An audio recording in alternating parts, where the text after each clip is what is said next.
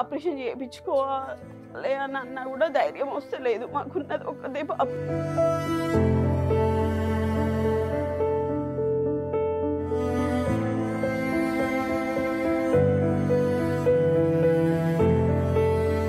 Life long వాడాలని అన్నారు.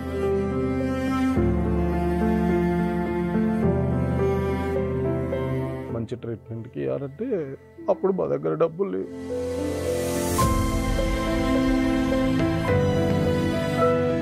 ఈ జొమాటో చేస్తున్న టైంలో నాకు యాక్సిడెంట్ అయింది.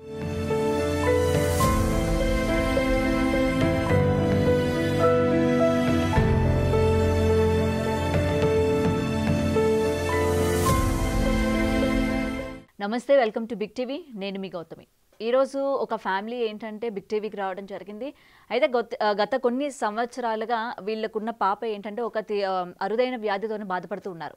చాలా హాస్పిటల్స్ కూడా తిరుగుతూ ఉన్నారు. అలాగే చాలా అంటే అటు పొలిటికల్గా కూడా ఏంటంటే వాళ్ళకి హెల్ప్ కావాలంటూ కూడా తిరుగుతూ ఉన్నారు.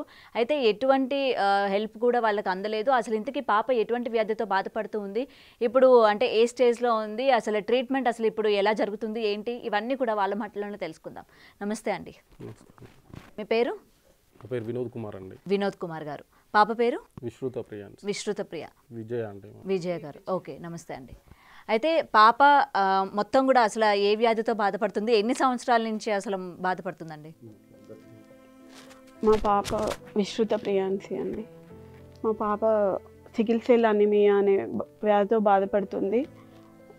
కిడ్నీ రిఫ్లెక్షన్ ఉంది, స్టోన్స్ కూడా వచ్చాయి, కిడ్నీలోనే స్టోన్స్ కూడా వచ్చాయి. ఇప్పుడు మా పాపకి 5 years, 1 year. మా పాప 1 year బాగుంది. 1 year అయిన తర్వాత ఇవి బయటపడింది. ఓకే, అంటే ఎలాగా ఫీవర్ రావడమా లేకపోతే ఎలా బయటపడింది ఏంటి 1 year తర్వాత?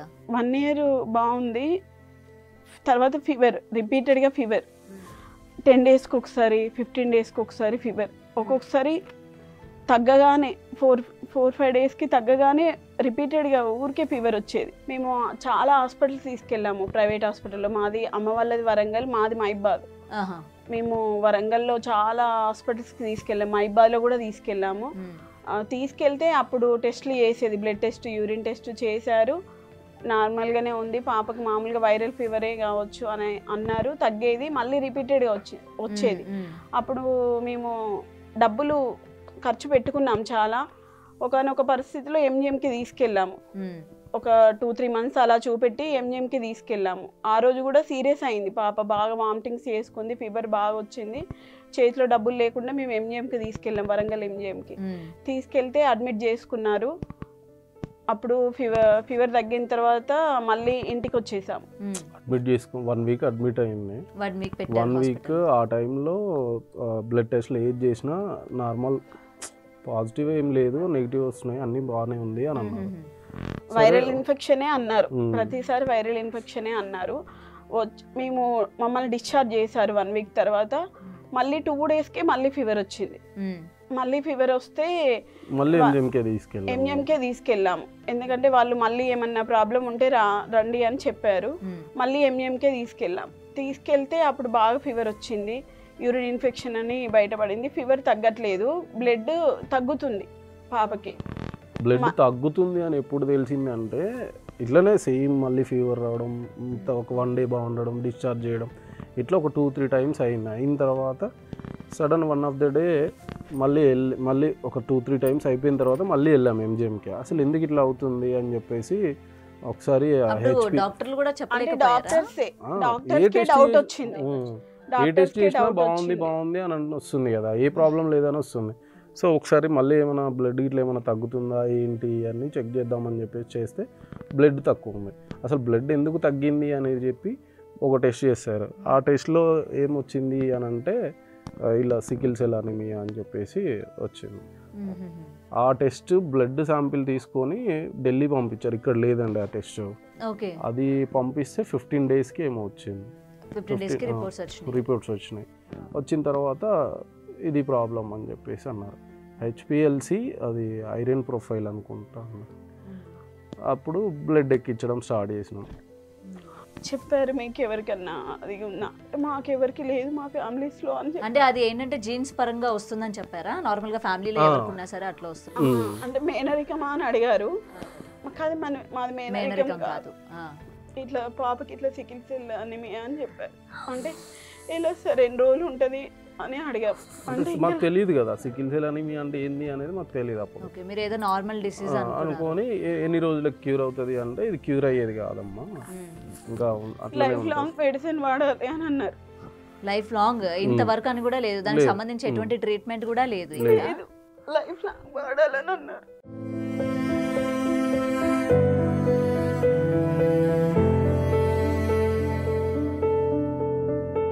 మాకు పెళ్ళైనాక 3 yearsకి పుట్టింది పాప.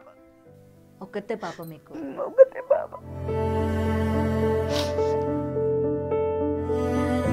అట్లా ఎంజిఎంలో ఒక 6 months ట్రీట్మెంట్ చేయించాము. ఒక 1 month అయితే డైరెక్ట్గా పాప బ్రతకదన్నారు. ఎందుకు అంటే ఆ 1 monthలోని 8 times బ్లడ్ ఎక్కించారు. 8 times 1 monthలో ఎక్కిస్తే సీరియస్ అయిపోయింది పాప. సీరియస్ అయిపోయి నడవలేదు పాప. సీనియర్ ప్రొఫెసర్ వచ్చి నేను ఇలా చెప్పకూడదు కానీ నేను చెప్తున్నాను, ఎందుకంటే as a government professor, government doctor అని బయటికి తీసుకెళ్ళిపోయి నేను ఒక సజెషన్ ఇస్తున్నా, ఇక్కడ నుంచి ఎక్కడికన్నా బయటికి తీసుకెళ్ళిపోండి మంచి ట్రీట్మెంట్కి అంటే అప్పుడు మా దగ్గర డబ్బులు లేవు.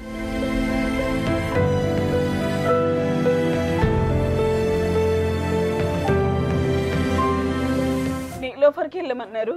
నీలోఫర్ అయినా ఎంజిఎం అయినా అంటే సేమ్ ట్రీట్మెంట్ ఉంటుంది అని అన్నారు. అంటే ఇక్కడ హైదరాబాద్ నీలోఫర్ అంటే అక్కడ వరంగల్ ఎంజిఎం అయినా ఏదైనా గవర్నమెంట్ హాస్పిటలే కదా, ఏదైనా ఇంతే ఉంటుంది ట్రీట్మెంట్ అని అన్నారు. అంటే మేము అప్పుడు ఆ టైంలో మా ఇల్లు అమ్ముకున్నాం. అప్పటికప్పుడు 15-20 lakhsకి ఇవ్వవలసిన ఇల్లు 5 lakhsకే ఇచ్చిన పాప ట్రీట్మెంట్ కోసం. 5 lakhsకి ఇస్తే ఆ 5 lakhs కూడా ఇల్లు కొన్న అతను 5 lakhs ఇవ్వలేదు, 1 lakh ఇచ్చాను. ఫ్రెండ్స్, రిలేటివ్స్, చుట్టాలు అందరు కలిసి మా చుట్టాలు వాళ్ళ చుట్టాలు అందరు కలిసి హెల్ప్ చేస్తే 2 lakhs పట్టుకొని హైదరాబాద్ తీసుకొచ్చిన. వచ్చి రెయిన్బోలో చూపెట్టుకున్నాం. అప్పటి నుంచి కొంచెం ట్రీట్మెంట్ పరంగా స్టేబుల్గా ఉంది. కానీ ఇది లైఫ్ అంటే డాక్టర్ని అడిగాము, ఇప్పుడు 3 years నుంచి మేము ట్రీట్మెంట్ చేపిస్తున్నాము, ఇది ఎలా ఇప్పుడు అని అడిగితే 2 options ఇచ్చారు మాకు. ఒకటి అమౌంట్ పెట్టుకోదలుచుకుంటే 40 to 70 lakhs అట్లా అవుతుంది. బోన్ మ్యారో ట్రాన్స్ప్లాంటేషన్ అనే సర్జరీ ఉంటుంది అని అన్నారు. సో అంత అమౌంట్ పెట్టుకోలేము, ఒకవేళ పెట్టుకున్నా సరే పాప బాగుంటుందా అంటే లేదండి రిస్క్, అది 50-50 ఛాన్స్ సర్జరీ. అంటే ఇప్పుడు మేబీ చిన్నపిల్ల కాబట్టి తను తట్టుకోలేదు కాబట్టి ఇప్పుడు చేయకూడదేమో, కానీ తర్వాత ఇన్ ఫ్యూచర్ అంటే ఒక 15 years తర్వాత కానీ అట్లా చేసే ఛాన్సెస్ ఉన్నాయంట. అంటే టెక్నాలజీ బెస్ట్గా అంటే బెస్ట్ మెడిసిన్ ఏమన్నా ఇంప్రూవ్మెంట్ ఉంటుంది కదా అని వెయిట్ చేద్దాము. మెడిసిన్ ఇప్పుడు మెడిసిన్ మీద స్టేబుల్గా ఉంది అంటే, కానీ మొన్న మళ్ళీ బాగా ఇన్ఫెక్షన్ వచ్చింది, మళ్ళీ మెడిసిన్ డోస్ పెంచారు. అంటే కొందరు ఏమో చేస్తే బాగుంటుంది అని అంటున్నారు, లేకుంటే లైఫ్ టైం కూడా తక్కువ అంటున్నారు. లైఫ్ టైం 50-50 ఛాన్స్ అంటున్నారు, రిస్క్ అంటున్నారు. లేదంటే చేపియకుంటే లైఫ్ కూడా కొంచెం రిస్క్ ఉంటుంది, లైఫ్ టైం తక్కువ అని అంటున్నారు. పాపకి ఇప్పుడు 5 అంటే ఆపరేషన్ చేయించినా సరే యూజ్ లేదు అంటున్నారు, అంటే రిస్క్ అని అంటున్నారు. ఒకవేళ చేయించుకోకుండా టాబ్లెట్స్ వాడదాము అని అనుకుంటే లైఫ్ టైం కూడా తక్కువ ఉంటుంది అని అంటున్నారు.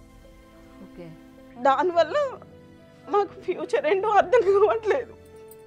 మంత్లీ ట్రీట్మెంట్కి కూడా మాకు తక్కువ అవ్వట్లేదండి, మినిమం 30,000 to 40,000 అవుతుంది. అంటే పాపకి ఇదే కాకుండా కిడ్నీ ప్రాబ్లం కూడా ఉండేసరికి స్కానింగ్స్, ఎక్స్రేస్. కిడ్నీ ప్రాబ్లం ముందు నుంచి ఉందా లేకపోతే ఇది వచ్చిన తర్వాత మల్టిపుల్ గా యాడ్ అయింది? అది కూడా పుట్టిన తర్వాత ఈ బయటపడిన తర్వాతనే, ఈ సికిల్ సెల్ అనీమియా బయటపడిన తర్వాతనే అది కూడా బయటపడింది. అప్పటి వరకు బాగుంది మా పాప. అసలు పాపని చూస్తుంటే ఏంటంటే చాలా యాక్టివ్గా ఉంది, చూసిన వాళ్ళు ఎవరు కూడా అరే పాపకి ఇది ఉందా అన్నట్టు కూడా ఎవరు గుర్తించలేరు. కానీ ఇదంతా ఇక్కడికి వచ్చాకనే మేము హైదరాబాద్కి వచ్చి ట్రీట్మెంట్, ఇప్పుడు మంత్లీ ట్రీట్మెంట్ చేయిస్తున్నాము. ఆ మంత్లీ ట్రీట్మెంట్, ఆ మెడిసిన్ వల్లనే కొంచెం పాప ఇప్పుడు బాగుంది. చిన్న ఇన్ఫెక్షన్ వచ్చినా మళ్ళీ వేరే అయిపోతుంది, పాప వాస్తుంది. 1 month అయితే టాయిలెట్ కూడా పోయలేదు మా పాప, పైపేసి తీశారు. అప్పుడు అంటే యూరిన్ పాస్ చేసేది కాదు, అంటే అంత ఇన్ఫెక్షన్ ఉంది. ఇప్పుడు కిడ్నీ ప్రాబ్లం కూడా గ్రేడ్ 2లో ఉంది అని అన్నారు. ఒకవేళ అది కూడా నయం కాకుండా దానికి కూడా సర్జరీ చేయాలి అని అంటున్నారు. అంటే ఒకేసారి ఇట్లా 2 సర్జరీస్ అన్నమాట. ఇప్పుడు కిడ్నీకి కూడా సంబంధించి వేరే సర్జరీ చేయాలన్నమాట. అంటే ఒకవేళ అది సెట్ అవ్వకపోతే, ఇప్పుడు మెడిసిన్కి ఓకే అవ్వకపోతే అప్పుడు మళ్ళీ సర్జరీ చేయాల్సి ఉంటుంది. ఒకవేళ మెడిసిన్తో తగ్గకుంటే సర్జరీ చేయాలి అని అంటున్నారు. అంటే ఈ ప్రాబ్లం ఉన్న వాళ్ళు చాలా మంది ఉన్నారు, కానీ మా పాపకి మల్టిపుల్ ప్రాబ్లమ్స్ ఉండడం వల్ల మాకు భయం అవుతుంది. నార్మల్గా ఇది మనకి గవర్నమెంట్ హాస్పిటల్లోని ఉండదా దీనికి ట్రీట్మెంట్? అంటే ప్రైవేట్ హాస్పిటల్లోని చాలా ఖర్చు అవుతూ ఉంటుంది కదా, 50 to 70 lakhs వరకు అని చెప్తున్నారు కదా. మరి గవర్నమెంట్ హాస్పిటల్ని మీరు అప్రోచ్ అవ్వలేదా? ఆరోగ్యశ్రీ ద్వారా కానీ ఏం లేదు అని అన్నారు. గవర్నమెంట్ హాస్పిటల్స్లో ఈ ట్రీట్మెంట్ లేదు, ఈ సర్జరీ లేదు. ఇంకా ఆరోగ్యశ్రీ మీద ఈ ట్రీట్మెంట్ చేయరు. ప్రైవేట్ హాస్పిటల్స్లో కూడా ఆరోగ్యశ్రీ మీద ఈ ట్రీట్మెంట్ చేయరు. ఆరోగ్యశ్రీలో లేదండి ఈ ట్రీట్మెంట్. బోన్ మ్యారో ట్రాన్స్ప్లాంటేషన్ అనేది ఆరోగ్యశ్రీలో లేదు. అంటే కొన్ని లిమిటెడ్ ట్రీట్మెంట్సే ఉన్నవి, ఆరోగ్యశ్రీలో అన్నీ ఉండవు. ఈ ఆపరేషన్ ఆరోగ్యశ్రీలో లేదు అని అన్న. మాకు ఆపరేషన్ చేయించుకోవాలి అని అన్నా కూడా ధైర్యం వస్తలేదు. మాకున్నది ఒక్కదే పాప.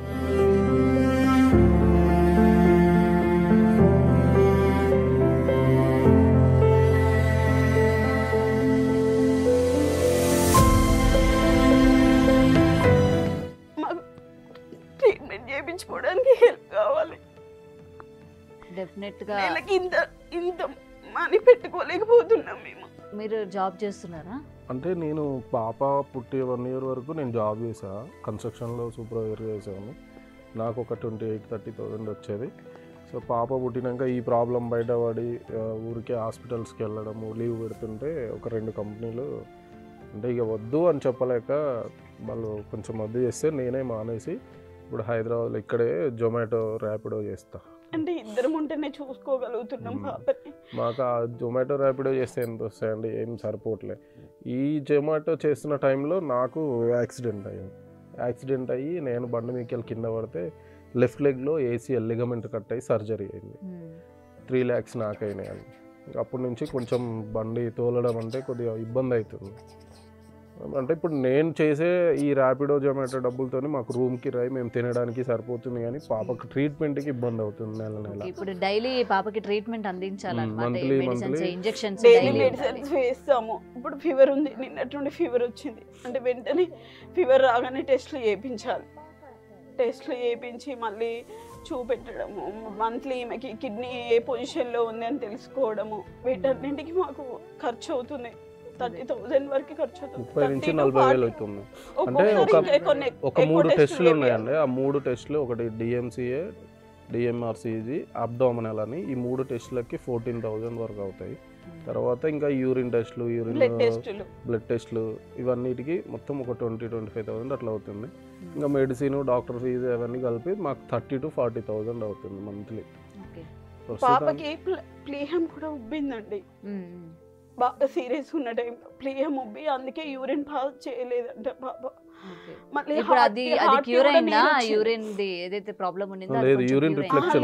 దానివల్లనే అలా అయింది. అంటే మాకు MGM లో తెలియలేదు ఆ ప్రాబ్లం ఉంది పాపకని.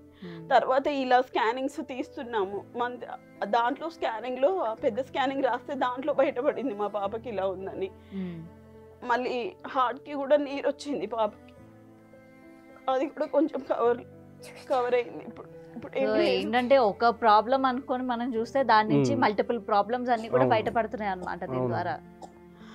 అదే ఏం తోచట్లేదు. మాకున్నది ఒక్కతే పాప. అంటే ఆపరేషన్ చేస్తే ఒకలా ఉంది, చేయకుంటే ఒకలా ఉంది. మా ఫ్యూచర్ ఏంటో మాకు అర్థం కావట్లేదు. కాబట్టి మాకు కొంచెం ఎవరైనా సాయం చేస్తే దాంతో మేము ట్రీట్మెంట్ చేయించుకోవాలి అని అనుకుంటున్నాం. మాకేమైనా బెటర్ ట్రీట్మెంట్ ఫ్యూచర్లో మాకేమైనా బెటర్ ట్రీట్మెంట్ బాగుంటుంది అని, సర్జరీ చేస్తే బాగుంటుంది అనుకున్నప్పుడు సర్జరీకి వెళ్తాము. అప్పటి వరకు పాపకు ట్రీట్మెంట్ తీసుకోవడానికి మాకు సహాయం చేయాలి. అదే పాపకి ఏంటంటే ఇప్పుడు అందాక ట్రీట్మెంట్ కోసం కొంచెం సహాయం. అయితే నేను లాస్ట్ టైం మీతో మాట్లాడినప్పుడు కూడా మీరు ఒకటి అన్నారు కదా, ఇట్లా ట్రీట్మెంట్ కోసం వెళ్ళేటప్పుడు కూడా కొంతమంది మిస్యూజ్ చేసుకున్నారు అని చెప్పి కూడా. అండ్ అది అది అసలు ఎలా జరిగింది ఏంటి ఒకసారి? అంటే మేము అదే ఫస్ట్ పాప సీరియస్గా ఉన్నప్పుడు ఇల్లు అమ్మేసినప్పుడు నేను అప్పుడు కోవిడ్ సెకండ్ టైం, ఆ టైంలో ఇల్లు అమ్మేసినప్పుడు నేను చాలామందికి ట్విట్టర్లో సెలబ్రిటీస్ ఉన్నారు కదండి, అంటే సోను సూద్ అప్పుడు అందరికి హెల్ప్ చేస్తున్నాడు కదా అని నేను సోను సూద్ గారికి, చిరంజీవి గారికి, పవన్ కళ్యాణ్, మహేష్ బాబు, ఇట్లా పొలిటీషియన్ కేటీఆర్, కేసీఆర్, హరీష్ అందరికీ ట్వీట్ చేశానండి. నేను ట్వీట్ చేసిన ఒక 1-2 అవర్స్లో నాకు ముంబై నుంచి ఒక కాల్ వచ్చింది. నేను సోను సూద్ మేనేజర్ని మాట్లాడుతున్నా అని చెప్పేసి కాల్ చేసింది. కాల్ హిందీలో మాట్లాడుతున్నాను, నాకు హిందీ వస్తుంది. ఏంటి ప్రాబ్లం అని చెప్పేసి మొత్తం మాట్లాడాడు, అడిగాడు. అడిగిన తర్వాత నేను చెప్పా ఇది ప్రాబ్లము, సో ఎంతో ప్రాబ్లం అని చెప్పేసి ఎంత ఖర్చు అవుతుంది అంటే ఇంత అవుతుంది అని చెప్పాను. సరే మీకు సారు చారిటీ నుంచి మీకు హెల్ప్ అవుతుంది, సార్ చారిటీ నుంచి మీకు హెల్ప్ అవుతుంది, నేను యాప్ చెప్తా డౌన్లోడ్ చేసుకోండి అన్నాడు. సరే అని చెప్పానండి. ఏంటి అంటే సోను సూద్ చారిటీ ఫౌండేషన్ అని చెప్పేసి ఎనీ హెల్ప్ డెస్క్లో ఉంటుంది, అది డౌన్లోడ్ చేయండి అన్నారు. అది డౌన్లోడ్ చేశాను. డౌన్లోడ్ చేశాక యాప్ ఓపెన్ చేయగానే ఒక 6 డిజిట్స్ వస్తాయి, చెప్పండి అన్నాడు.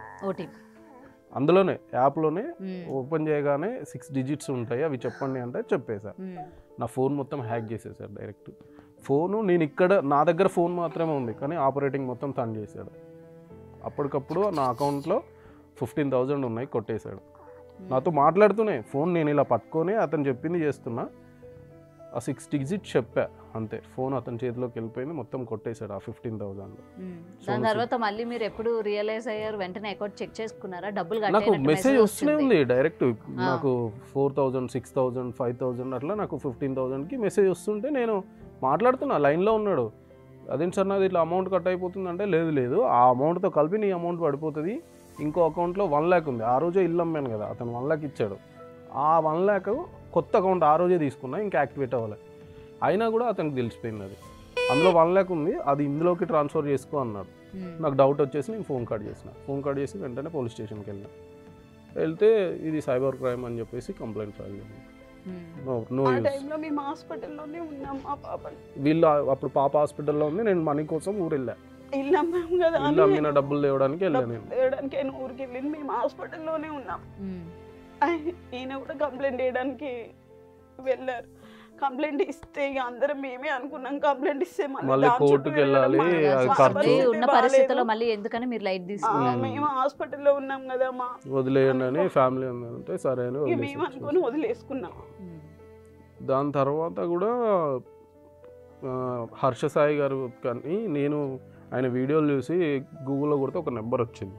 నేను మెసేజ్ పెట్టా, sir so and so problem అని అంటే, నేను వాళ్ళ మేనేజర్ నేను చెప్పేసి ఒక 24 hours అని చెప్పి ఒక అతను నాకు మెసేజ్ పెట్టాడు, వాట్సాప్ మెసేజ్ చాటింగ్ చేశాడు. మొత్తం చాటింగ్ చేసిన తర్వాత లాస్ట్లో మీకు ఒక 1-2 అవర్స్లో సార్ ఒక 4 lakhs హెల్ప్ చేస్తాడు, దానికి యూట్యూబ్ రిజిస్ట్రేషన్ కట్టుకోవాలి, 17,000 అవుతాయి అని అన్నాడు. అంటే నాకు డౌట్ వచ్చేసింది, లేదండి నా దగ్గర అమౌంట్ లేదు సార్, మాకు వద్దులేండి అని చెప్పేసి. మీ ఇష్టం అండి, అయ్యో మీరు బాధలో ఉన్నారని చెప్పి హెల్ప్ చేద్దామని మీరే మెసేజ్ పెట్టారు కదా, నేను అందుకే చేశాను, వదిలేస్తే మీ ఇష్టం అని చెప్పేసి అని అన్నారు. సరే అని నేను ఒక 1 hour ఆలోచించుకున్నా, సరే దేవుడు ఎవరి రూపంలో కరుణిస్తాడో తెలియదు అనుకున్నారు. అంటే హర్ష సాయి కూడా హెల్ప్ చేస్తున్నారు కదా అందరికి, అనుకొని సాయం అందుతుంది కావచ్చు అనే ఇంటెన్షన్తో అనుకొని నేనే కాల్ చేశాను. మళ్ళీ ఒక 1 hour తర్వాత కాల్ చేసి, సార్ నా దగ్గర అంత అమౌంట్ లేదండి, నేను ఇప్పుడు పెట్టుకునే పరిస్థితిలో లేను అని అంటే, మీ దగ్గర ఎంత ఉన్నాయి అన్నాడు. నా దగ్గర ఒక 5,000 ఉన్నాయని చెప్పానండి. సరే ఆ 5,000 నాకు పంపించండి, నేను ఒక 12,000 కలిపి కడతాను, మీకు అమౌంట్ రాగానే నాకు ఇచ్చేయాలి అని అన్నాడు. అంటే అతను కూడా మన కోసం హెల్ప్ చేస్తున్నాడు కదా, కడతాడని నమ్మకంగా అది చేస్తే నేను 5,000 పంపించేసారు. అలా హర్షసాయి గారి పేరు చెప్పి 5,000 వేసాను, నేను వేసా. ఇక నాకు అట్లా కంప్లీట్గా కాల్స్ వస్తూనే ఉన్నాయి, ఎవరో ఒకరు చేస్తూనే ఉన్నారు. రోజుకు ఒక కాల్ వస్తుంది నాకు, ఫ్రాడ్ కాల్. అప్పటి నుంచి నేను రెస్పాండ్ అవ్వాలి. ఇప్పటికే వస్తున్నాయా? 100% వస్తున్నాయి. కానీ ఇంకా మాకు అర్థమైపోయింది, అంటే చాలా మంది దగ్గరికి మేము వెళ్తున్నాం కదా సాయం కోసం, సాయం చేసే వాళ్ళు ఎవరు డబ్బులు తీసుకోరమ్మా, మీకు డబ్బులు ఇస్తాను మీ పరిస్థితికి అని, మీరు మోసపోవద్దు అని చెప్పారు. మాకు కూడా అర్థమైపోయింది, సాయం చేసే వాళ్ళు సాయం చేస్తారు కానీ డబ్బులు ఎందుకు అడుగుతారు అని. అప్పుడు మేము రియలైజ్ అయ్యి మేము ఎప్పుడు ఇంకా మోసపోలేదు. అయితే ఇదే విషయాన్ని ఇంతకుముందు ఆల్రెడీ పాపకి ఏంటంటే 5th ఇయర్ వచ్చింది కాబట్టి ఫస్ట్ ఇయర్లోనే బయటపడింది కాబట్టి ఇంతకుముందు ప్రభుత్వానికి మీరు ఏమైనా వెళ్ళడం జరిగిందా, వాళ్ళని హెల్ప్ అని అడగడం కానీ? ఇది కన్ఫర్మ్ అయిపోయినాక ఇట్లా హైదరాబాద్ తీసుకొచ్చాక డాక్టర్స్ చెప్పారు ఇట్లా లైఫ్ లాంగ్ ట్రీట్మెంట్ లేదంటే సర్జరీ అని అన్నారు. మాకు అప్పుడు ఎంత ఖర్చు అవుతుందంటే ఒక 40 to 70 అట్లా అవుతుంది. అంటే ఒక్కో హాస్పిటల్ ఒక్కోలా చెప్తున్నారండి. ఏం చేయాలో అర్థం కాలే. అంటే మాకు ఫస్ట్లో తెలియదు, రిస్క్ అని చెప్పలేదు. ఫస్ట్ రిస్క్ అని తెలియదు. మేము బోన్ మ్యారో చేయించుకోవాలి, మా పాపను బతికించుకోవాలి. మేము ఎప్పుడు ఎలా ఉంటామో తెలియదు. మేము ఉన్నప్పుడే మా పాపను ఆపరేషన్ చేయించి మంచిగా చూసుకోవాలి అనేసి అందరి దగ్గరికి వెళ్ళాం. అందరూ మా కాన్స్టిట్యున్సీ ఫస్ట్ మినిస్టర్ అప్పుడు టీఆర్ఎస్ ప్రభుత్వం ఉంది, మినిస్టర్ దగ్గరికి వెళ్ళాము. వెళ్తే మాట్లాడారు, నేను ఒకసారి సీఎం గారితో మాట్లాడతా అని చెప్పేసి అన్నారు. అట్లా 1 month తిరిగామండి. సడన్ ఒక 1 month తర్వాత ఏం చేయలేమమ్మా కష్టము అని చెప్పేసి అని అన్నారు. దాని తర్వాత ఎమ్మెల్యే గారిని కలిసాం. ఎమ్మెల్యే గారిని కలిస్తే చూద్దాము చేద్దాము మాట్లాడదాము అని అన్నారు. దాని తర్వాత ఎంపీ గారిని కలిసాం. ఆ ఎంపీ గారు చెప్పాను ఇట్లా మినిస్టర్ దగ్గరికి వెళ్ళాను, ఎమ్మెల్యే గారి దగ్గరికి వెళ్ళాను మేడం, మరి నాకేం రిజల్ట్ లేదు అందుకే మీ దగ్గరికి వచ్చిన అని అంటే సరే అని చెప్పి హాస్పిటల్కి ఫోన్ చేసి మొత్తం కనుక్కున్నారు. ఆ పరిస్థితి ఏంటి ఎంత ఖర్చు అవుతుంది కనుక్కొని నాకు ఒక ఎస్టిమేషన్ వేసియండి అంటే హాస్పిటల్ వాళ్ళు మేము అడుగు తీయలేదు, వాళ్ళు అడగగానే ఇచ్చారు. అది తీసుకున్నారు, వాళ్ళే తీసుకొని సీఎం రిలీఫ్ ఫండ్కు పెట్టి ఇప్పిస్తామని అన్నారు. సీఎం రిలీఫ్ ఫండ్కు పెట్టినాము అని చెప్పి ఒక 1 month తర్వాత ఫోన్ చేసి మీకు అది కూడా రావట్లేదు, ఇంకా మేము ఏం చేయలేము, మీ సొంత ప్రయత్నాలు చేసుకోవాల్సింది. మరి అంటే ఎందుకు రావట్లేదు ఏంటి అని అడిగారా? ఏమైనా కారణం? అంత టైం ఇవ్వలేదు. కానీ నాకు తెలిసింది ఏంటంటే హెవీ బడ్జెట్, ఆ బడ్జెట్ మీ ఒక్కరికి ఎట్లీస్ట్ ఒక్కరికి అంత అమౌంట్ ఇప్పుడు ఒక 40% లేకపోతే 30% అయినా ఇస్తామని కూడా చెప్పలేదు. ఏమన్నారు 2 lakhs వస్తే 2 lakhs వస్తుంది కావచ్చు సీఎం రిలీఫ్ ఫండ్. ఆ 2 lakhs మీకు ఏం సరిపోతుంది, ఏమవుతుంది, అది కూడా ఎల్ఓసి వస్తుంది, ఎల్ఓసి తీసుకొని ఏం చేస్తారు అని అన్నారు. ముగ్గురు అలా ఎంపీ ఎమ్మెల్యే మినిస్టర్ అది అయిపోయింది. తర్వాత అదే ఎంపీ గారు కేటీఆర్ గారు ఇట్లా తొరూరు దగ్గర ఒక ఫంక్షన్ ప్రోగ్రామ్ ఉంటే, ఉమెన్స్ డే ప్రోగ్రామ్ ఉంటే అక్కడికి వస్తున్నారు రండి అని అంటే మేము వెళ్ళినాం. వెళ్ళి అంతమంది చాలా పబ్లిక్, పెద్ద మీటింగ్ అక్కడ. ఆ పబ్లిక్లో అందరినీ దాటుకొని వెళ్ళి కూడా కేటీఆర్ గారు కార్ డోర్ ఇట్లా పట్టుకొని నిల్చున్నారు. ఆయన వచ్చే టైంకి మమ్మల్ని నేడితే మేము ఎక్కడో ఉన్నాం. ఇప్పుడు ప్రజెంట్ కాంగ్రెస్ ప్రభుత్వంలో కూడా ఎమ్మెల్యే గారిని కలిసిన రిక్వెస్ట్ లెటర్, ఆయన కూడా సీఎంకి ఆయన తరపు నుంచి ఒక రిక్వెస్ట్ లెటర్ ఇచ్చిండు ఆయన లెటర్ ఐడి మీద. అది ఇచ్చి 4 months అవుతుంది. తర్వాత మా మహబూబాద్ కాన్స్టిట్యున్సీ మాజీ ఎమ్మెల్యే గారు తెలంగాణ రాకుండా ఆ సార్ ఇప్పుడు వేమనరేందర్ రెడ్డి సార్, ఆయన చీఫ్ అడ్వైజర్ ఇప్పుడు సీఎం గారికి. సార్ని కలిసిన 5 months అవుతుంది. సారు స్పందిస్తున్నారు, మేము పోగానే మాట్లాడుతున్నారు, చేద్దామమ్మా చూద్దామమ్మా, కానీ గవర్నమెంట్ నుంచి అయితే అంత అమౌంట్ రాదు, ఎవరి ద్వారానైనా చూద్దాం, ట్రీట్మెంట్కి అయితే చూద్దాం అని అంటున్నారు. నిన్న కూడా వెళ్ళి కలిసా. మొత్తం 7 members-ని ఇలా పొలిటికల్గా ఒక 7 members-ని కలిసిన.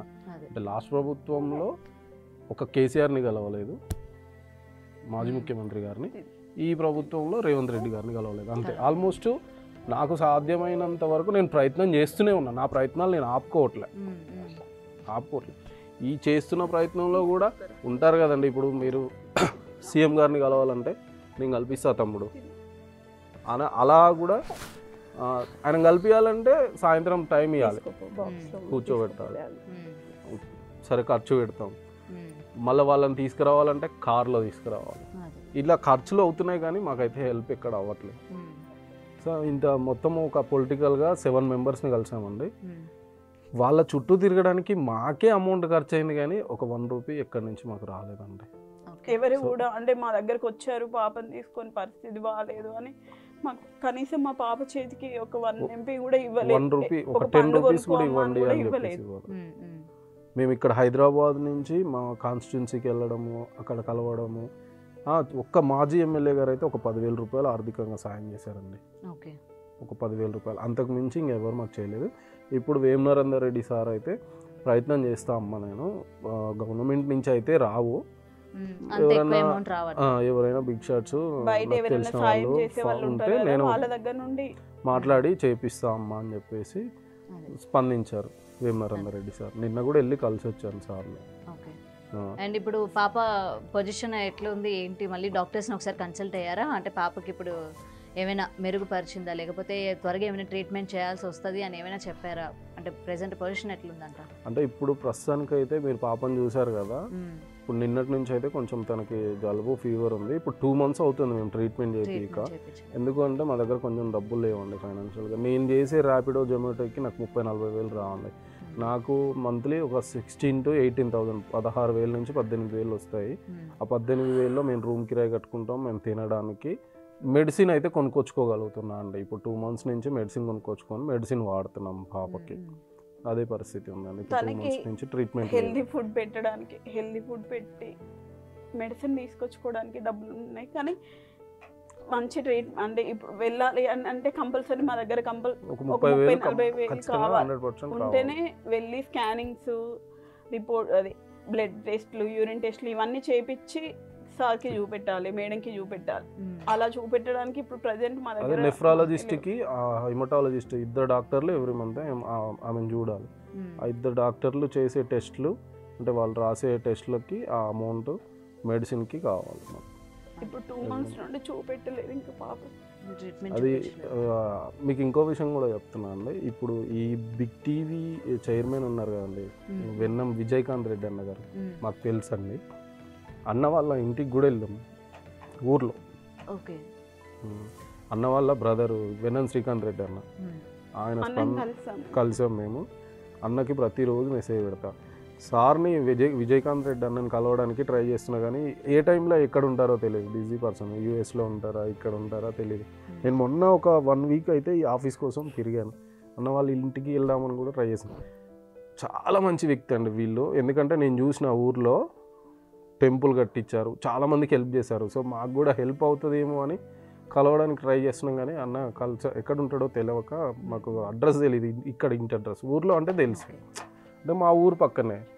నేను చూసా, చాలామంది చెప్పారు అన్న వెళ్ళండి ఒకసారి అన్నని కలవండి, హెల్ప్ చేస్తారు అని చెప్పి ట్రై చేస్తున్నా, కానీ కలవట్లేదు అన్న. అంటే కలవట్లేడు మీన్స్ ఏ టైంలో ఎక్కడ ఉంటాడో నాకు తెలియదు. ఇంకోటి మీకు కూడా ఇక్కడ అడ్రస్ తెలియదు. కానీ ఊర్లో అయితే చాలా మందికి హెల్ప్ చేశారు వీళ్ళు. టెంపుల్ కట్టించారు, అన్నదానాలు చేస్తారు, పండగలకి చాలామందికి ఇట్లా హెల్త్ ఇష్యూ ఉన్న వాళ్ళకి చాలామందికి చేశారు. అందులో మా ఫ్రెండ్ వాళ్ళ పాపకే చేశారు అన్న. చూశాను నేను సర్జరీ, అది ఏదో సమ్ ప్రాబ్లం ఉంటే మొత్తం కాస్ట్ అంతా పెట్టించుకొని అన్న చేశారు, విజయకాంత్ అన్న. సో కలవడానికి ట్రై చేస్తున్నా, కానీ ఎప్పుడు ఏ టైంలో ఎక్కడ ఉంటారో తెలియదు. అన్న కలిసినా మాకు హెల్ప్ అవుతుంది ఎంతో కొంత. అంటే నేను అన్న అని ఎందుకు అంటున్నా అంటే ఊర్లలో మాకు ఉంటుంది కదండి రిలేషన్షిప్, అన్న అన్న అని పిలవడం, ప్లస్ పొలిటికల్గా కూడా అన్న వాళ్ళ బ్రదర్ అక్కడ ఉంటారు కాబట్టి అట్లా అన్న అన్న అని పిలుస్తాం మేము. సో ఏదైనా ఫైనలీ మీరు ఎవరి కోసం అయితే వెతుకుతున్నారో డైరెక్ట్గా మిమ్మల్ని ఇక్కడికి పిలిపించడం అన్నది జరిగింది.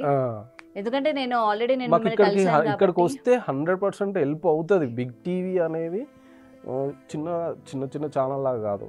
TV9, ఒక NTV, ఒక TV5 లాగా ఈరోజు బిగ్ టీవీ కూడా వన్ ఆఫ్ ద టాప్ 5 ఛానల్స్లలో ఒకటి.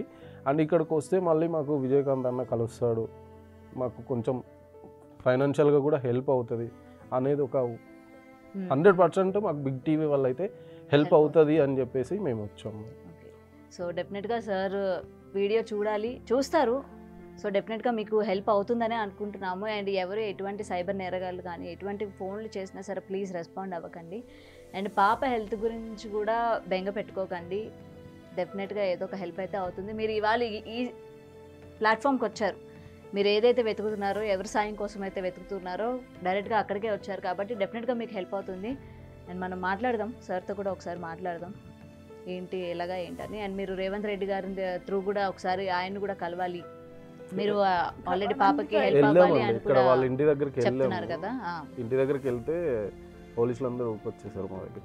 పాపని తీసుకొని వెళ్ళాం, మేము ముగ్గురం వెళ్తే పోలీసులు అందరూ వచ్చేసి ఏమైంది అంటే ఇట్లా చెప్తే ఒక IPS క్యాడర్ ఆయన వెళ్ళి లోపల ఇంట్లో చెప్తే వాళ్ళ PA వాళ్ళని పంపించారు.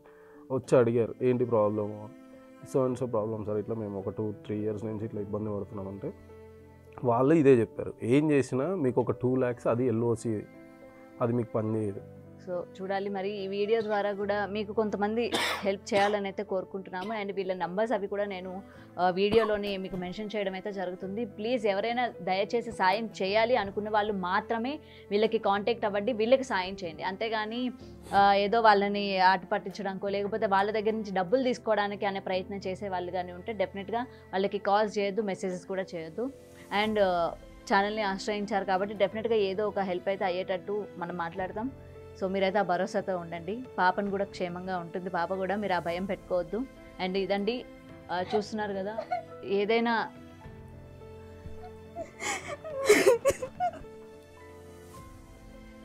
ఏం కాదు మేడం, డెఫినెట్గా పాపకి సాయం అందుతుంది, పాప బాగుంటుంది, మీరు అసలు బెంగ పెట్టుకోవద్దు. పాప చూస్తే మళ్ళీ పాప కూడా బాధపడుతుంది కదా, అదే మాకు ఎక్కడ హెల్ప్ అవుతుంది. మాకు ఇదైతే 100% నమ్మకం, బిగ్ టీవీ ద్వారా మాకు కనీసం ట్రీట్మెంట్ కన్నా హెల్ప్ అవుతుంది అని ఒక నమ్మకం. ఎందుకంటే రాజ్ న్యూస్లో కూడా వెళ్ళాం లాస్ట్ టైం, వాళ్ళంతా చేశారు, న్యూస్ మొత్తం లైవ్ కవరేజ్ చేశారు, కానీ మాకు ఏం హెల్ప్ చేయలేదు. అసలు టూ మచ్ అది. ఆ మేడంని కూడా కలిస్తే ఏం చేయలేదు. మీలాంటి వాళ్ళు ఎందరో ఉంటారు కదమ్మా అని మాట్లాడారు. మీరు ధైర్యంగా ఉండాలి, ఎందుకంటే పాప మళ్ళీ మిమ్మల్ని చూస్తూ ఉంటుంది, భయపడుతూ ఉంటుంది, ఏమవుతుంది అమ్మ నాన్న ఎందుకు అట్లా ఏడుస్తున్నారు అని చెప్పి మళ్ళీ పాప బెంగపడుతుంది. సో మీరు కొంచెం ధైర్యంగా ఉంటేనే పాపకి ధైర్యం చెప్పగలరు. నేను బాధపడకండి అని నేను చెప్పలేను, ఎందుకంటే పాపకు వచ్చిన పరిస్థితి ఎవరికి రాకూడదనే కోరుకుందాం నిజంగా.